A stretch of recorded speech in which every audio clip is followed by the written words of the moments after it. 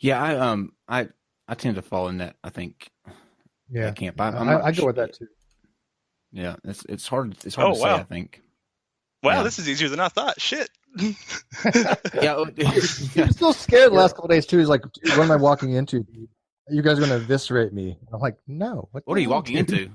Like I said at the beginning, I think we're for the most part all in agreement here. I think Jim's wanting to come in here and battle like a gladiator, right, Jim? No, Is that what you need? no, not at all, not at all. I'm kidding. I'm kidding. No, Sparta. So a what are the little bit, what but next time. we can definitely bring you we can definitely bring you on for that. We got a dumpster with your name on it, man. Anytime. Oh, great, light her up.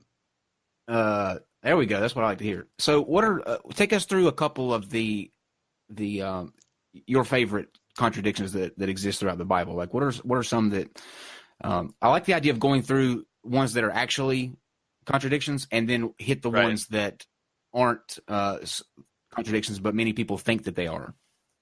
Okay, sure. Okay, so I want to start off. Let me start off with the Gospel of Mark and kind of give just like a little brief history of that. So most modern day scholars, especially secular scholars, there is a consensus among biblical scholars who are actually theologians who are practicing Christians that attribute it to a little bit earlier. But most secular experts, I'm sorry, not experts. Anyway, Scholars? they place Mark to be written at about 70 A.D. Oh, I'm sorry. Oh, were you thinking of scholars? Scholars. There you go. That's the word. That's a ticket. Sorry, I put too much tequila in my fruit punch. Heck yeah. This is gonna be fun then. Drink up. Okay, so Okay. Mark was written at about 70 A.D. According to most biblical scholars, especially secular biblical scholars, and that's around the same time of what's known as the Great Revolt, and it was one of three rebellions from when the Jews rose up against the Romans. It's traditionally from the church attributed to John Mark, who was Peter's interpreter, and Peter was one of the 12 apostles of Jesus. But knowing when it was written and how it was written, it's likely the source of Matthew and Luke. In Matthew and Luke, there's a lot of parallels, and in Mark and Matthew, there's even more so parallels. So Mark and Matthew are pretty much verbatim all the way through. Luke's a little bit different, and John, the author of John, just I don't know. He was writing a comic book or something. I don't know, but we'll go over that in a minute. So in Mark and Matthew, there's a lot of parallels in Jesus' life, but especially in Jesus' death. But there's a little bit of a difference in genealogy. Now, the genealogy is found in Matthew. Okay, so we'll go over that one first. And the genealogy of Jesus in Matthew, it traces his family tree all the way back to and past King Solomon, the son of David. And they wrote this into Matthew. It wasn't originally in Mark. As a matter of fact, in Mark there is no genealogy. It's only in two of the synoptic gospels, and it's not in John either. And these two genealogies are very different. The one in Matthew traces Jesus all the way back to King Solomon, the son of David, because of God's Old Testament promise to Solomon that his throne would rule over Israel forever if he obeyed God's commandments, which was Moses' law, the old law, or whatever you want to call it, and his kingdom was split up, so that kind of negates that. And in Matthew, Matthew also tries to fulfill the prophecy in Isaiah 7:14, saying that he would be born to a virgin. But instead of using the word Rathula for virgin, he fucked up and he used the word Alma, which means young woman or maiden, basically like a young unmarried woman. Doesn't Wait, necessarily wait, mean wait. virgin. Alma? It doesn't Hey, imply whether she's had sex or not. Wait, Alma, But like ALMA, Alma. ALMAH is Okay, the okay, because phonetic there's okay. The reason spelling. I ask is in the Book of Mormon, there's a name Alma, and there's a place called Alma, and Yeah, I right. just never heard that before. Interesting. Yeah. Well, and so that screwed up the prophecy too, or at least the fulfillment of the prophecy, because they said, he unto you a child is born, he'll be born into a young woman, into a maiden, not a virgin. So that screwed it up. And also in Matthew, after Jesus was born, I'm sure you've heard the story of King Herod, who heard about the King of the Jews being born, and he was all pissed off and shit. And he was like, "Man, we got to do something about this. Like, I need to whack this guy." I'm sure you guys know that story. So that story only exists in Matthew. Only in Matthew. It doesn't exist in Mark at all. As a matter of fact, most of Jesus' early life doesn't exist in Mark. So after Jesus was born, according to Mark, Herod sent some wise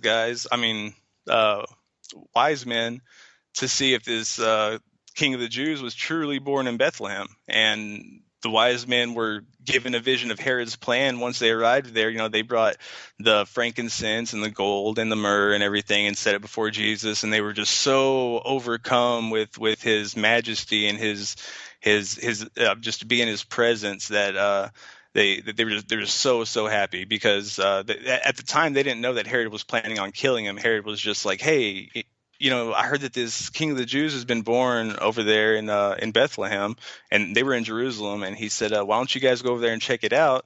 And if it's true, you guys come back and tell me, because I want to worship him too." And they're like, "Oh yeah, okay." And so after they got finished praising and everything, Jesus, they laid down, and they were shown a vision from God of Herod's true plans to kill the little baby Jesus, because he didn't want him threatening his throne, even though he was getting on up in age, and the average life expectancy was like 35 years old at the time. He apparently was threatened by this baby, and so they split. They didn't tell Mary and Joseph or anything. They just left, and they went back to their own country, but they went the back way so they wouldn't get caught going through Herod's kingdom. And so after they're gone, an angel visits Joseph and Mary, whether in a dream or a vision or something, and tells them that they're in danger, and said, "Hey, this guy's trying to come and kill you and try to kill little baby Jesus." And so they pack up the barn, they load their ass, and they escape to Egypt, according to Matthew. And they stayed there until Herod died. They stayed there the whole time in Egypt. And this fulfilled the prophecy that said, "Out of Egypt did I call my son." But in Luke, in the other synoptic gospel that actually lays out Jesus' early life and his birth and everything, they're not warned of any danger. The wise men don't exist. Their wise men aren't even mentioned. The shepherds are mentioned. The baby in the manger is mentioned. Everything else that is in Matthew is in Luke, except the wise men. And apparently there's no mention of Herod. So I guess Herod's cool about everything. And so Jesus is born. They wait 8 days. They circumcise him. They perform the Judaic purification rites at the time, like kind of like I believe it's some kind of like a confirmation to God. And I believe that takes place at about a month, when they're about a month old, a little after. And so after over a month of staying in Bethlehem, they go back to Jerusalem, to where Herod supposedly is. So they're bringing a 1-month-old baby back to a place where Herod had commanded to kill every baby that is under the age of 2. So how do they square, like, how do Christians square those two things there, Well, when one is blatantly different than the other? What's the reasoning that is given for that? There's not a whole lot of reason for this one that they give. Some of them say that they say, they say that they waited 8 days to circumcise Jesus and to perform purification rites and then go back to Jerusalem, but they didn't say how long after they performed the purification rites they went back to Jerusalem. Interesting. See, I didn't know. Yeah, I it's didn't. it's just basically saying, they weren't specific. They didn't give us all of the information, so we can't, we can't infer that. But they have no Right. problem inferring that that Mary was a virgin, even though they had no evidence of that.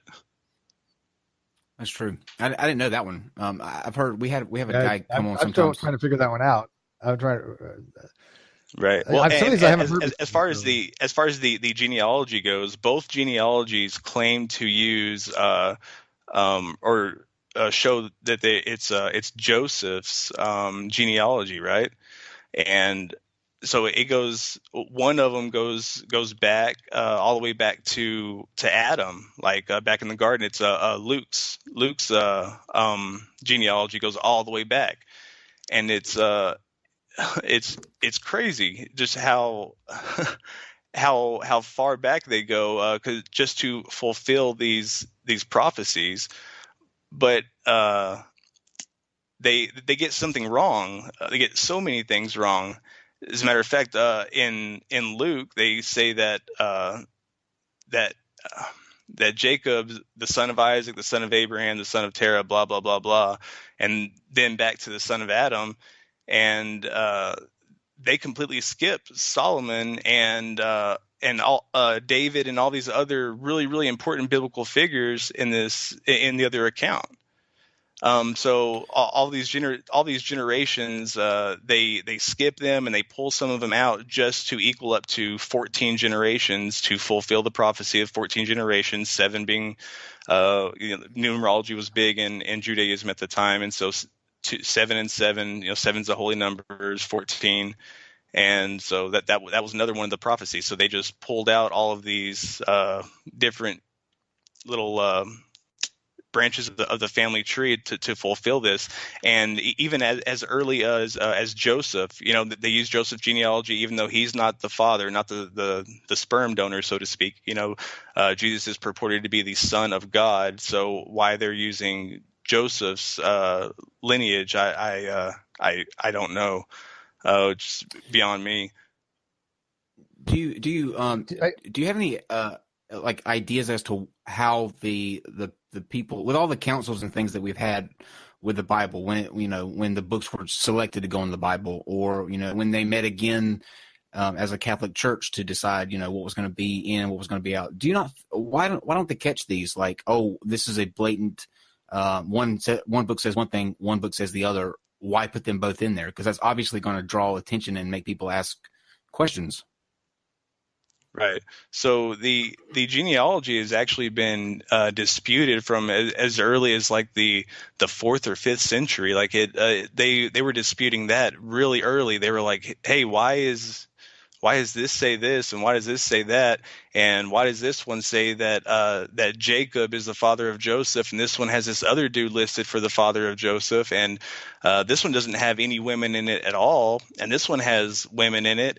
But when you get down, and I go through it in my book, you'll have to pick that up to kind of get the rest of that. But there's a reason that there are women in one genealogy and not the other, and it's all to fulfill the Gospels, or fulfill the prophecy for either the Gentiles, the Jews, or Romans, or whatever.